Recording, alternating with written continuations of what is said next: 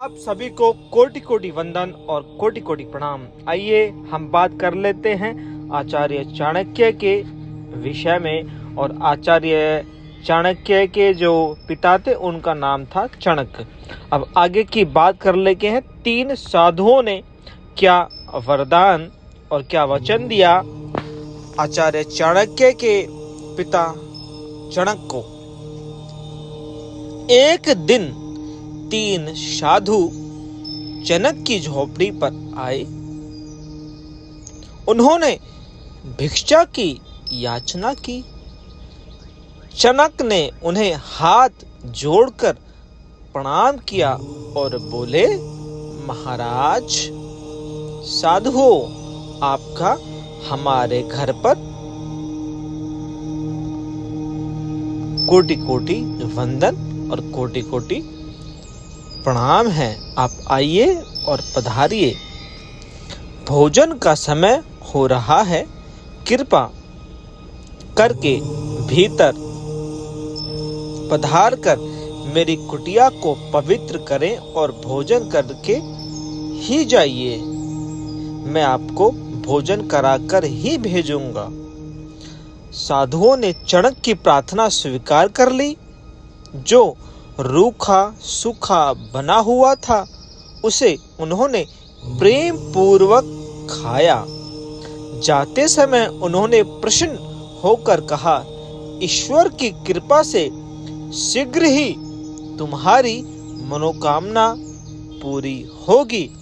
तुम्हारे वंश का नाम युगों युगों तक रोशन होता रहेगा। ये हमारा आशीर्वाद है।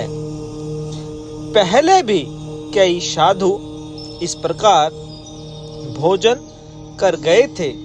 वे भी इसी प्रकार आशीर्वाद दे गए थे तथा मन में एक उम्मीद जग गई थी, परंतु किसी भी आशीर्वाद ने कोई फल ना दिया।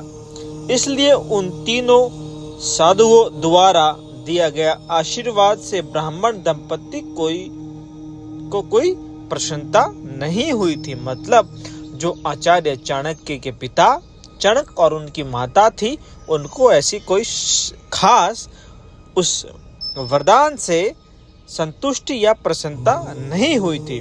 फिर भी उस वरदान का क्या प्रभाव हुआ, उसका क्या फल है, ये जान लेते हैं। 3 साधुओं द्वारा दिया गया आशीर्वाद व्यर्थ ना गया। एक दिन चणक की धर्मपत्नी गर्भवती हो गई। मतलब आचार्य चाणक्य की माता गर्भवती हो गई। जब चणक को इस बात का पता चला तो वह प्रसन्नता से झूम उठे। उस समय उनके पास जितना भी एकत्र धन था, जो उन्होंने जोड़ा हुआ था धन, वह सब उन्होंने दान कर दिया। जो भी साधु संत मिला उसे आग्रह करके भोजन कराया। वर्षों बाद खुलकर हंसे तथा खुशियां मनाई। पुत्र होने की खुशी में उन्होंने ये सब किया और ये सब बाप को करना भी चाहिए। बहुत प्रश्न होता है जब हम एक पिता बनके हैं, एक पुत्र हमको मिलता है।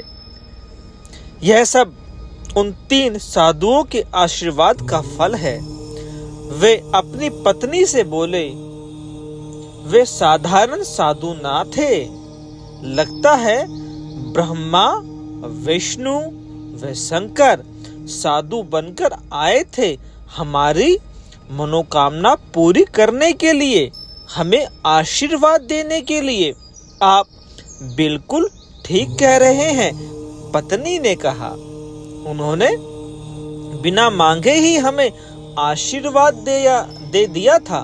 हमारे बिना बताए ही वो जान गए थे कि हमारी कोई संतान नहीं है। फिर तो अवश्य ही पुत्र होगा, चणक बोले। उन्होंने कहा था, हमारे वंश का नाम युगों युगों तक रोशन रहेगा। मुझे याद है उन्होंने यही कहा था, पुत्र ही होगा। ऐसा पुत्र जिसके प्रकाश से यह सूनी कुटिया भी जगमगा जाएगी। सारा सूनापन दूर हो जाएगा। दिन रात उसकी किलकारियां गूंजेंगी और मैं हर्षित होता रहूंगा। मेरा मन बहुत प्रसन्न है। उस रात ब्राह्मण दंपति को नींद नहीं आई। वह अपने होने वाले पुत्र की कल्पनाओं में डूबे रहे, उसके बारे में तरह तरह की बातें करते रहे तथा मधुर सपनों में खोए रहे। आचार्य चाणक्य ने पैदा होते ही अपने विचित्र चमत्कार दिखाने शुरू कर दिए कि वो एक महान आचार्य चाणक्य को आप ऐसा नहीं सोच सकते। उन्होंने इस देश के लिए जो किया है ना, हम सोच भी नहीं सकते हैं वो चीजें। वो एक बहुत बड़े नीतिकार और अपने दुश्मनों को भी अपने पास रखने वाले, अपने जो उनके दुश्मन होते थे वो उनको भी अपने राज्य में रखते थे, अपने सहृदय के पास। कभी भी उन्होंने किसी भी के साथ कोई गलत कार्य या कुटिल भाव नहीं रखा। तो मेरी विनती है आप सबसे, आचार्य चाणक्य के बारे में भी जो प्रभाव फैले हुए हैं उनको भी दूर करना है हम सभी को मिलके। आप सभी को कोटि कोटि वंदन। हर हर महादेव। जय श्री कृष्ण, जय चाणक्य, जय भारत, जय हिंद।